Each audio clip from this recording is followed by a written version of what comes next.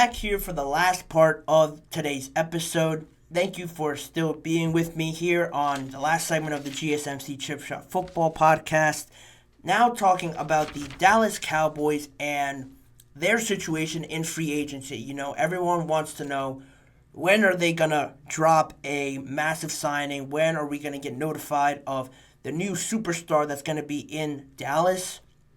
And before I wrote this whole segment, before I learned more about it, I was probably in that same boat, thinking that, it's the Cowboys, they have to do something. They've lost so many players, important players to them on both sides of the ball. And I don't want to just keep harping on the same idea, but Jerry Jones did say he was going to be all in. That was the mantra. That was the saying that's going to be pasted on every billboard, going to be the headline of every story going forward with whatever the Dallas Cowboys do.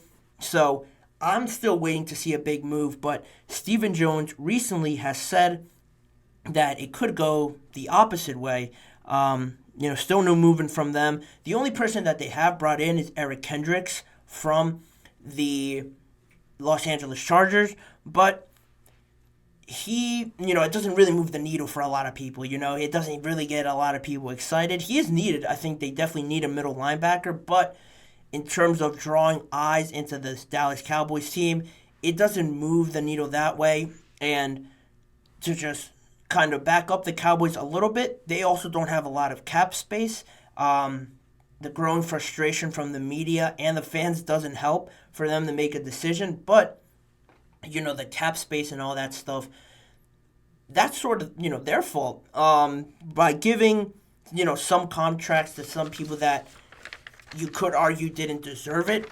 If you want to look at the contracts that they have now on their roster, they've spent the contract that they have with Dak Prescott, the current contract that he's on.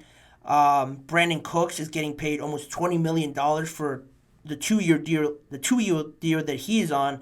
Michael Gallup, also, he's not even on the team anymore, but he was on a 5-year, $57 million contract, and he's not on the team anymore. Like I mentioned, Dak was making about $45 million per year, which isn't in the top 10 now, obviously, after a bunch of these deals are getting made. But at one point, he was up there with the league leaders in how much money they made on average per year. So if they want to say salary cap is the reason, that isn't something you could say to be like, that we feel bad for you now. It's more so that that's their own fault for managing it like that, giving out these contracts to players that you could argue might not deserve it, other than Dak, because he is your quarterback. But that's one thing you could say. But what Stephen Jones said, their COO, he said basically that the market at the beginning of it all is basically inflated. It's an inflated market at the beginning, and that's really the main reason why they weren't so active like the Steelers, the Eagles, the Commanders early on in free agency, because teams tend to overspend, in his opinion, early on in the market. And he said, I've always been of the ilk that in the first couple of days of free agency, you pay good players like they're great, you pay average players like they're good, and so on and so forth. Because the market is inflated, in our mind, that's one opinion. He said that, basically it does make sense when you think about it. Early on, people will overspend to make sure they get a Christian Wilkins on their team, they get a Saquon on their team, they get a Kirk Cousins on their team. All guys that you could have argued that the negative was, they overspent for Kirk Cousins. Is he worth $180 million or whatever he got, $100 million guaranteed? Is he worth that at 35 years old, coming off of a bad injury? Does Saquon as a running back deserve $12 million nearly per year, and so on and so forth? Did the Raiders overpay for Christian Wilkins just to get him on their team?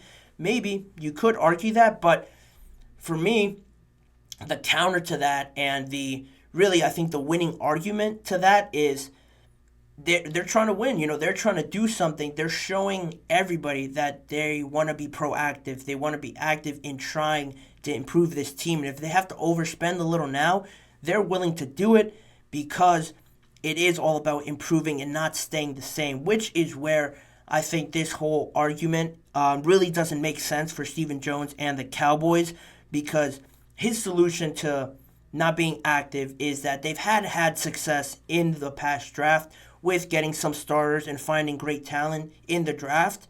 And again, that's a good point at the beginning of it. You know, they've drafted guys like Oza Odigizua, Tyler Smith, Jake Ferguson in the fourth round, Deron Bland in the fifth round, who had a great year last year, Mazi Smith in the first round last year from Michigan, and obviously they drafted Micah Parsons, CeeDee Lamb, and Dak Prescott late as their franchise quarterback. That's fine, tooting your own horn there a little bit, and the prospects that you were able to get and scout and do a good job of finding, that's all great. But you have all those guys on your team, and you haven't had a different outcome than you have in like the last 25 years or 20 years, or whatever the time period is. You basically stayed the same for that amount of time, and your solution is still doing the same thing that you have been doing.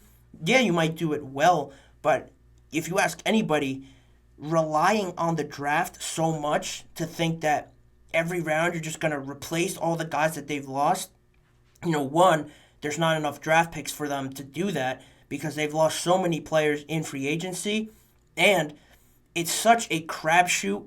You look at some of the past draft classes with just the quarterbacks, how there's only two from 2021 and 2022. There's only two starting quarterbacks that still remain on their same team, and all the other, I think 10 or more than 10 quarterbacks that were drafted are somewhere else, or some of them aren't even playing in the NFL.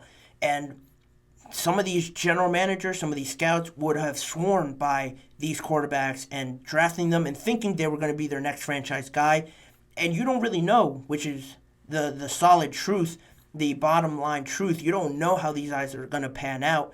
And for Stephen Jones to say that he's going to rely on this so much, I think is a little naive by them to just think they're just going to keep finding these draft prospects in the draft and draft starters, draft Pro Bowlers.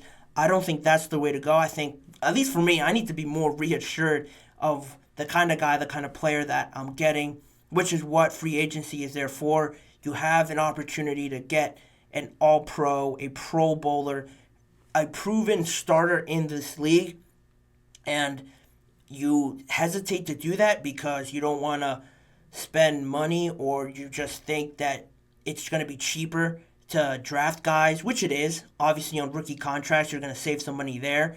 But I just don't share the same idea of only relying on that, because the biggest thing with the Cowboys is, they get to the playoffs and they fold. They get to the playoffs and they fold. They don't have the guys that step up. Oh, everyone wants to ask where Micah Parsons was in the biggest moments, or CeeDee Lamb, or why Dak Prescott disappoints in the playoffs every year.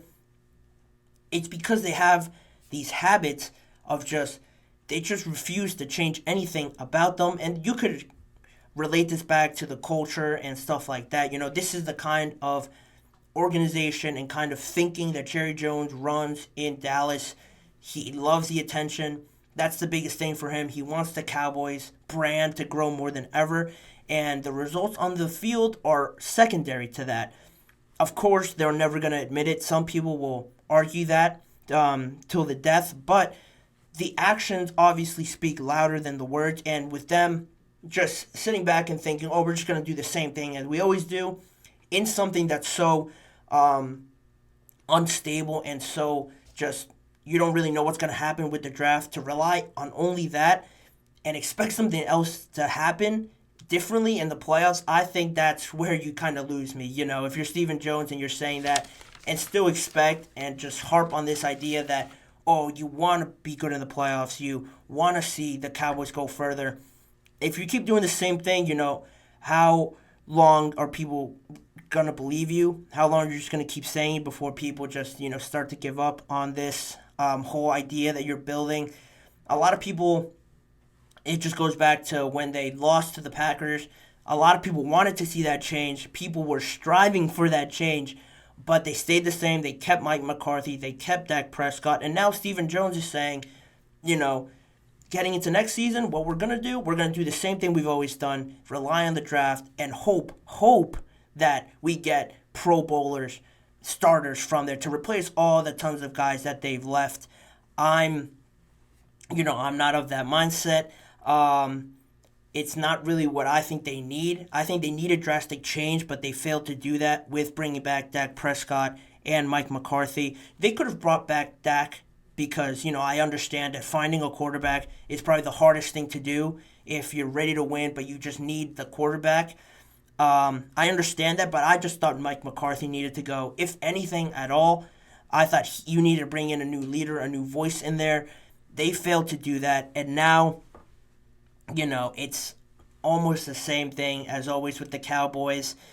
I wouldn't be surprised if you saw these teams that were more active in free agency, the Commanders, the Jaguars, the Eagles, the Steelers, the Jets, if all of them have a better record, one, I wouldn't be surprised. And if people are surprised, I would ask, did you expect anything different from the teams that went out and got better players, looked for better talent? Are you so surprised that they are better than the team that didn't do anything all free agency and is relying on inexperienced college players, regardless of how good they are? They've never played and they need to learn how to play in the NFL. Are you really surprised that the teams that went out and bought players, added to their team right away, are better than the team that sat around and did nothing? That rhetorical question answers it in itself. And the Cowboys just keep giving me these things, saying these things, and I'm just like, all right, that's fine, I guess, if you're doing that. I expected more because the biggest thing for me with the Cowboys is they have great players. I want to see them do good. I really do want to see them play better in the playoffs, but it's getting to a point now where they just keep saying all the wrong things, the complete opposite of what fans and people want to see them do. And it just makes you hunch over and think, all right, we're just going to get the same thing. They're just continuing to build this narrative. And it's unfortunate, but until that changes, I don't think this team could really go anywhere different or produce anything else that we've already seen just recently. They still have other players to try and keep. Dak, obviously, with his salary. They have a negotiation coming up with CeeDee Lamb. They could pick up the fifth-year option for Micah Parsons, but he's going to eventually need a deal. They're putting this off and thinking that this team's going to be really good forever. It's just not the case, really, in the NFL. Teams always change, and you always lose players, bring in new players, hopefully. And I think they're just spending too much of their time right now thinking that they're going to be good forever, which will unfortunately not be the case for the Cowboys. So hopefully they do something. I hope they do, just to see them improve. They have too many good players not to. That's where I stand on it. Disappointed of what Stephen Jones said, but, same old Cowboys, I guess, right? But that's where I'll leave that topic on the Cowboys and where this show will meet its end. That will do it for this, for today's episode. A reminder to please remember to like, follow, and subscribe to the GSMC Chip Shot Football Podcast presented by the GSMC Sports Network. Make sure to also follow us on Instagram, Facebook, X, and Twitter and TikTok for more of the network's content outside of just sports. And if you want to see more of me and this show in particular, make sure to check out the GSMC Sports channel, Sports Network channel, and the GSMC Podcast Network channel for more more content around this show. There's YouTube Shorts that I post on there daily, every weekday.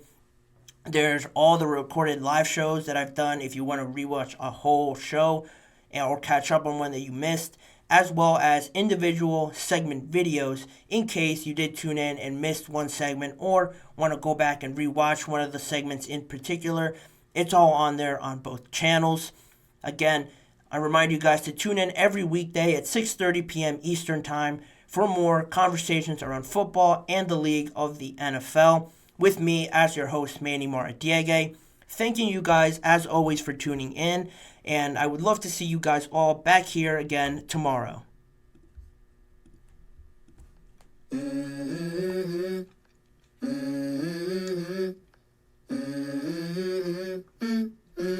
Let's go. I wake up to a little bit of drool on my pillow, feel like it's gonna be a bad day. Yeah, I'm tired of shit, and the coffee ain't hit yet. Damn, ain't that great. I don't wanna go to